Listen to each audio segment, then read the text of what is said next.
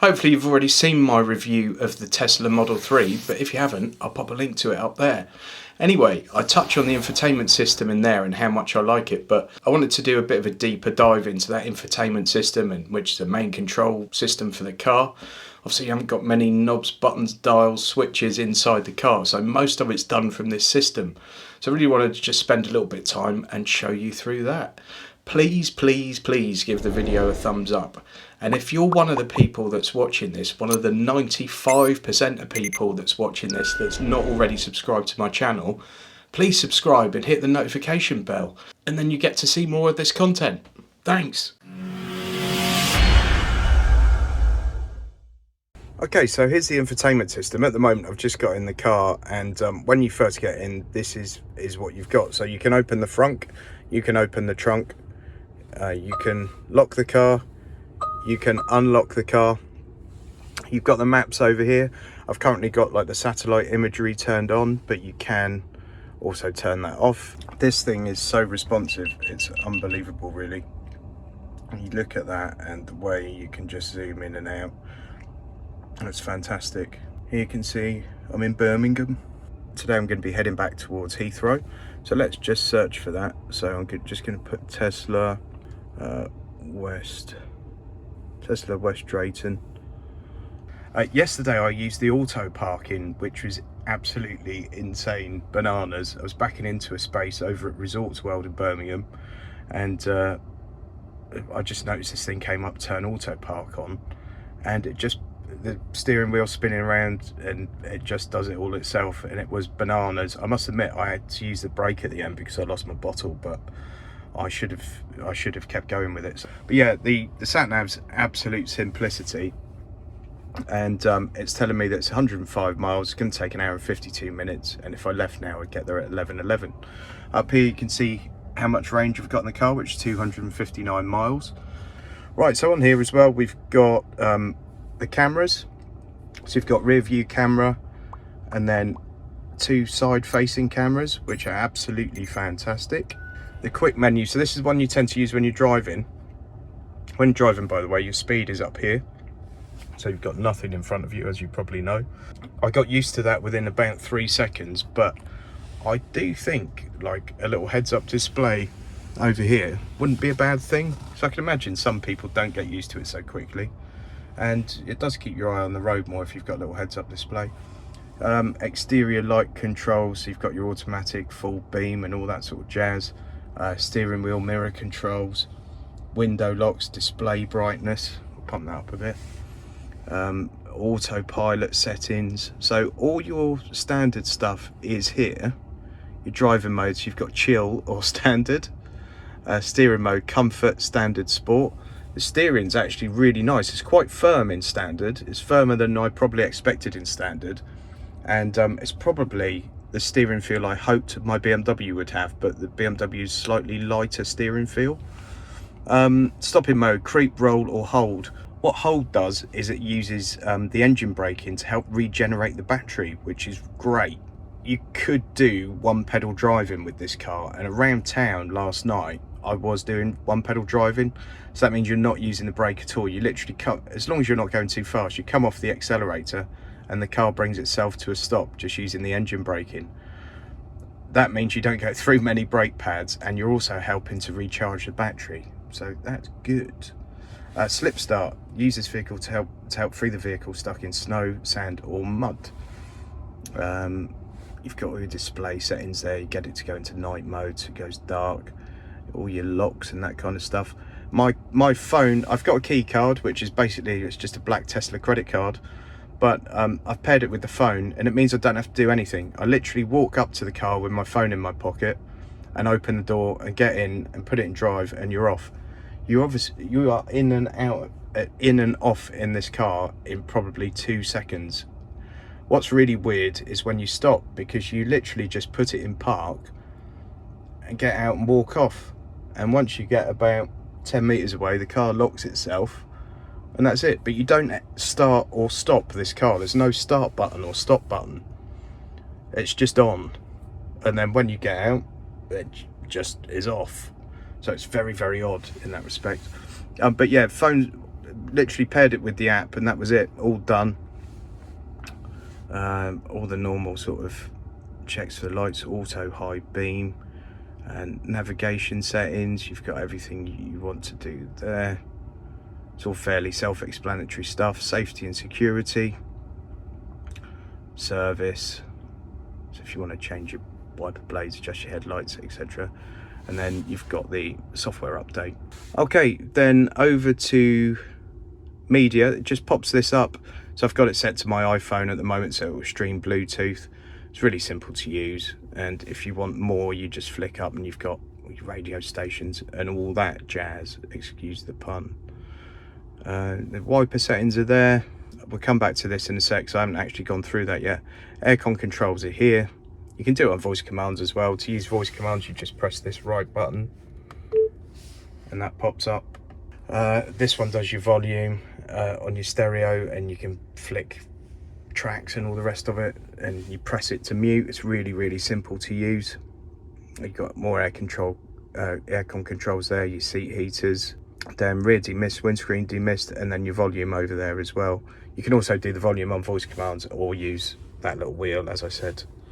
The learning curve was actually steeper than you might think for this, because I actually asked the guy at Tesla not to give me any sort of instructions on it, because I wanted to use it as a complete stranger to the car.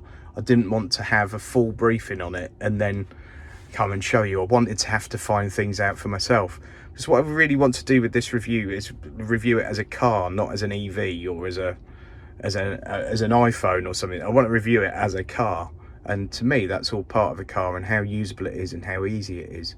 So the learning curve was a little bit steep at first. Now I've used it for sort of half a day. It's just absolute second nature. And as I say, the thing is just so responsive. I mean, just look how responsive that is. It's mad. And this system works really, really well. It really is fantastic. The fact they've just used Google and not gone for any kind of Tesla proprietary software, it's so much better as a result. It's unbelievable. More and more companies should do this. It just makes sense. So in here we've got the fun stuff. So I haven't looked at it yet. So we've got your phone contacts and whatever, your calendar, camera again in there. We've got energy, so you can see lots of stuff about your energy consumption and how you're going to use it. So yesterday I spent £6.59 at that supercharger. You can open the charge port here, but you literally just walk over to it and push it and it pops over. You can also set a limit to your charger, so if you don't want to have a full charge, you can just set it. Surf the web. It's really quite a decent web browser. It's just really quite a good web browser and very usable. I mean, it's basically an iPad mounted to your car. This looks like a fantastic website, notaguru.co.uk. Who's that handsome chap? Wow, I think I'm going to buy him a coffee. I'm going to click on that button there, and he's just so handsome and knowledgeable and wonderful, this man. I'm going to buy him a coffee. And oh look, it's just £3. Or I can have a membership and I can buy him lots of coffees. That would be nice. Anyway, I digress. Let's go back to this entertainment. So you may or may not have seen some of these, but you can play games on it. And this one here, Beach Racing Buggy, I have heard about this, but I haven't played it. But this is a racing game where you sit in the car and use the steering wheels and pedals. One player, I'll be in. We've got a little Tesla there, as you can see.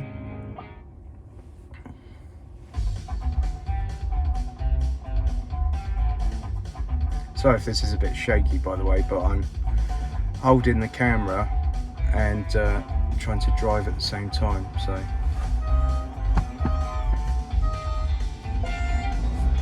So I'm using the pedals of the car and the steering wheel. So there we go, that's that. It's actually quite a fun little game. It's just bananas that you can sit and do that. I mean, my kids would absolutely love this. And then I guess that, yeah, that comes out of it. So you've got all those games there. I mean, it's just bananas. You've got YouTube, you've got Twitch. To be fair, if you're sitting charging the car for a long period of time, the fact that you could just pop onto, I've got terrible internet connection here, the fact that you could just pop onto YouTube or Netflix and watch a show while you're charging. I know it's using a bit of the battery, but not a lot, is it? I mean, it's brilliant. It's just such a fantastic idea. And the fact, you know, you've got Netflix built in to this huge screen sitting in the front of your car. So you think, I'll sit and charge for 45 minutes, stick 100 miles in the car and watch an episode of Squid Games or something. It is bonkers. Toy box. So this is all the silly stuff, I believe. And the emissions one would be my personal favourite, which is Fart on Demand. And you can just set this whoopee cushion to any of the seats. And within the car, I don't know if you can hear that, but it's actually, it sounds like it's coming from that seat. So I could set this now, and my pal could get into the car, sit on this seat, and the sensor in the seat will set that off, that whoopee cushion off. And it's things like this that are very important in a car, I think. What's this? Summon sound. Different horn sounds. So you can make your own music tracks on here. Romance is a fireplace.